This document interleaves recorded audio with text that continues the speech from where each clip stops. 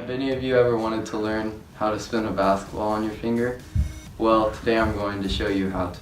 I want to share this with the class because when I learned to spin a basketball on my finger, my hand-eye coordination became better, but only with a lot of practice.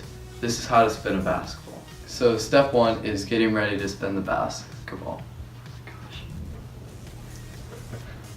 So first you have to get a basketball, and the better one to have is this one because it has the grooves, and later in the video I'll tell you why the grooves are better, but for right now just know that you would want a basketball with the grooves. That is better. And here I have a basketball that doesn't have it, well, it has grooves but not very deep ones, and the deeper grooves are better. So then you want to trim your nails. If you have really long nails, it'll be really hard to spin the basketball. And then you really got to stretch those fingers and those arms, you know. There. Oh yeah, it feels good. Yeah. And then you're all ready. Step 2, mastering the toss. Okay, so first you want to use the grooves of the ball. You got to find them. So what I do here, I put the grooves on my thumb, my middle finger, and my pinky. That's just how I do it. And then most people use their dominant hand. I have my right hand. You can use your left hand. And then you can also use one or two hands. I use one hand, but you can use two hands and you can spin it like that. You also need to use your fingers, not your palms. Right here you can see, you can kind of see maybe. You really don't want to use your palm. You really want to use your fingers when you're tossing the ball. Step number 3. You want to catch the ball at the center of your finger, right here. And then you can have the relaxed, or you can have the hook, like this, when you catch it.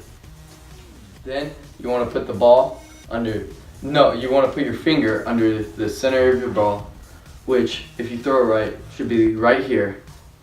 It'll be like that. And when you do this, you don't want much hang time. You want about that much. That was a little much. About right there.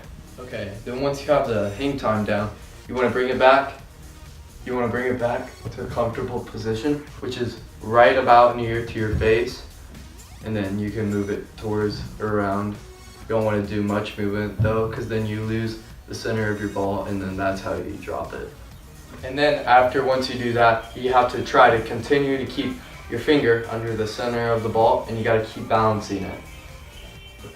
So now we're going to put it all together and spin the basketball. So here, as you saw, I didn't get much hang time, which is a good thing. You don't want too much. And then I use the relaxed one, as you can see, and I don't use my middle finger, I use my pointer finger. Now I brought it back to a comfortable position. Overall, when wanting to learn how to spin a basketball, you have to get ready to spin it, mastering the toss, and spinning the ball. The reason I want to share this with the class is because when learning to spin a basketball, your hand-eye coordination becomes better, but it does take a lot of practice. Now you try. Thanks for watching.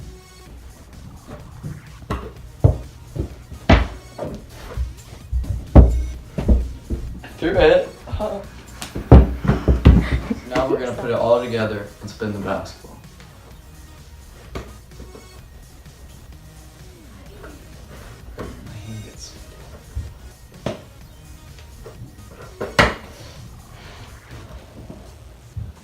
What is going on?